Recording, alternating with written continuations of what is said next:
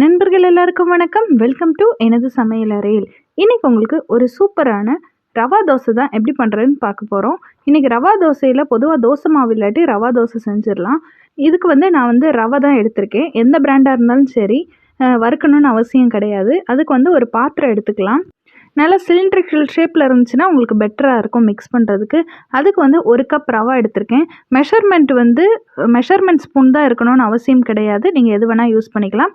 அடுத்து பார்த்தீங்கன்னா அதே 1 கப் அரிசி மாவு எடுத்திருக்கேன். ரைஸ், அதாவது இடியாப்ப மாவு, இந்த மாதிரி எந்த மாவாக இருந்தாலும் ஓகே.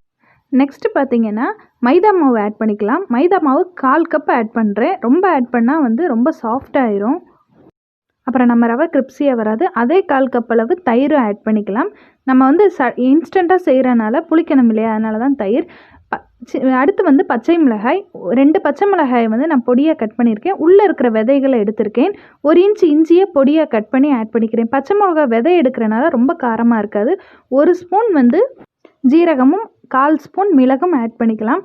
அடுத்து பார்த்திங்கன்னா மல்லித்தலைகள் கொஞ்சம் சேர்த்துக்கலாம். தேவையான அளவு உப்பும் சேர்த்துக்கலாம். இது எல்லாத்தையும் சேர்த்துட்டு நல்லா ஒரு மிக்ஸ் பண்ணிக்கலாம். ஓகே, மிக்ஸ் பண்ணதுக்கு தேவையான அளவு தண்ணி ஊற்றி இதை மிக்ஸ் பண்ணிக்கலாம். மிக்ஸ் பண்ணும்போது ரொம்ப தண்ணி ஊற்ற வேணாம். ஜஸ்ட் இதெல்லாம் மூழ்கிற அளவுக்கு ஒரு மிக்ஸ் பண்ணிக்கலாம். மிக்ஸ் பண்ணிவிட்டு இதை ஒரு 15 நிமிஷம் ஊற வைக்கணும். அப்போ தான் ரவையெல்லாம் ஊறும்.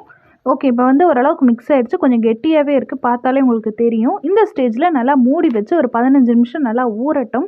ஊறினதுக்கப்புறம் பார்ப்போம். ஒரு லிட் போட்டு மூடிக்கோங்க. 15 நிமிஷத்துக்கு அப்புறம் ஓப்பன் பண்ணி பார்க்கலாம்.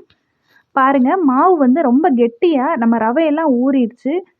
குழிக்கரண்டி யூஸ் பண்ணிக்கோங்க ஊற்றுறதுக்கு தோசைக்கல்லில், அப்போ தான் நல்லாயிருக்கும். பாருங்கள், ரொம்ப கெட்டியாக இருக்குது ரவையெல்லாம் ஊறி. இப்போ இதை விட டபுள் மடங்கு தண்ணி ஆட் பண்ணுறோம். அதுக்கு முன்னாடி பெரிய வெங்காயத்தை பொடியாக கட் பண்ணி வச்சுருக்கேன். ஒரே ஒரு பெரிய வெங்காயம், அதை ஆட் பண்ணிக்கலாம். முதவே ஆட் பண்ணிங்கன்னா வெங்காயம் ஊறி அடியில் போயிடும். இப்போ தான் ஆட் பண்ணணும், அப்போ தான் அது மேலாப்பில் மிதக்கும். ஓகே, இதை ஆட் பண்ணி தண்ணியை ஆட் பண்ணி மிக்ஸ் பண்ணி விட்டுக்கலாம்.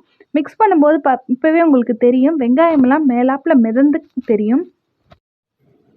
தண்ணி இதுக்கு ரொம்பவே தாராளமாக சேர்க்கணும். ரொம்ப லிக்விடாக இருக்கணும்.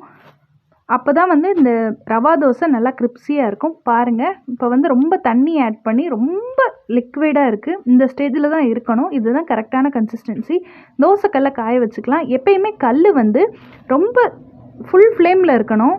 ரவா தோசைக்கு எப்பயுமே ஃபுல் ஃப்ளேமில் இருந்தால் தான் சூப்பராக கிறிஸ்பியாக வரும். லைட்டாக ஆயில் ஆட் பண்ணிக்கலாம்.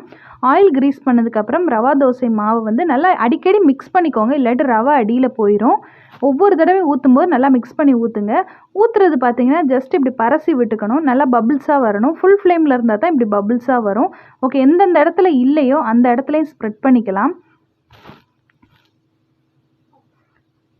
ரொம்ப கெட்டியாக ஊற்றிடாதீங்க, நைஸாக ஊற்றுங்க.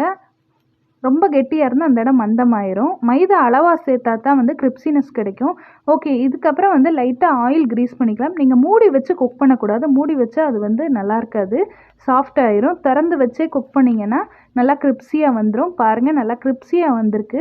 அதை அப்படியே பெரட்டி போட்டுக்கலாம். அந்த பபிள் ஹோல்ஸ்லாம் உங்களுக்கு தெரியும். அது லிக்விடாக இருக்கிறதோட ஊற்றினா தான் இந்த மாதிரி ஹோல்ஸ் வரும். ஓகே, இப்போ இந்த சைடும் குக் ஆயிடுச்சு. இப்போ பெரட்டி போட்டுக்கலாம். இதை ஒரு பாத்திரத்துக்கு ட்ரான்ஸ்ஃபர் பண்ணிடலாம். அவ்வளோதான் ரவா தோசை. வீட்டில் தோசை மாவு இல்லாட்டினாலும் ரவா தோசை சூப்பராக போட்டுடலாம். ரொம்ப ஈஸியான மெத்தடு. ஒரு 10 நிமிஷம் 15 நிமிஷம் ரவை ஊறினாலே சூப்பராக தோசை கிடச்சிரும். இதுக்கு தக்காளி சட்னியும் சாம்பார் தான் நான் இன்றைக்கி வச்சுருக்கேன். நீங்களும் இந்த ரெசிபியை ட்ரை பண்ணி பார்த்துட்டு எப்படி இருக்குன்னு சொல்லுங்கள். உங்களுக்கு ஏதாச்சும் ஸ்பெஷலாக ரெசிபி வேணும்னா சொல்லுங்கள். அதையும் கண்டிப்பாக நான் செஞ்சு ட்ரை பண்ணி காமிக்கிறேன். நாளைக்கு ஒரு சூப்பரான ரெசிபியோடு சந்திப்போம்.